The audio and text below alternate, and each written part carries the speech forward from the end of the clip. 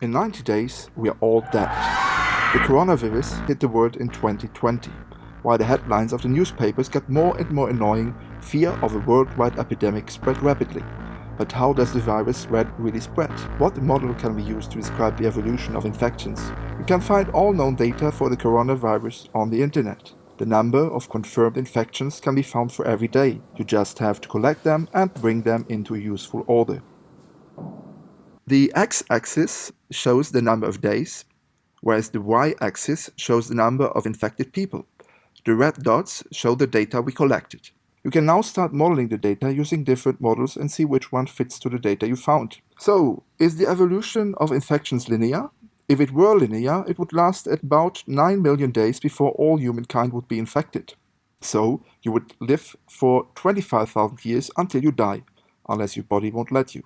Unfortunately, if we have a look at the data from reported infections, we can easily see that the evolution is not linear. It simply doesn't fit our data. But how can we describe it instead? Is it an exponential model that can help us understand what's going on? This headline illustrates it perfectly. If the number of infections doubles every 5 days, we are talking about an exponential growth. If the growth was exponential, we would all be dead in 90 days. But the first data is from the 1st of January. That leaves you with how many days? Time to enjoy your last ones.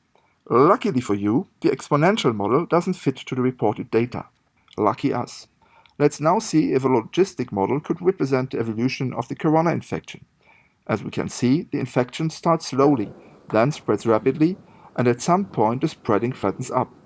In the first days, the infected will probably meet just a few people, but as the number of infected rises, more and more people are in contact with the infected. The logistic model shows us how many people will be infected all in all. So around day 60, there should be almost no new infections. We are happy to tell you that on February 29th you should be safe again.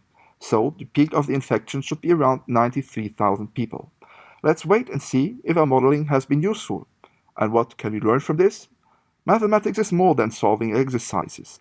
We can actually use them to understand the scale of real-world problems. And the next time you catch yourself thinking math is boring, please think twice.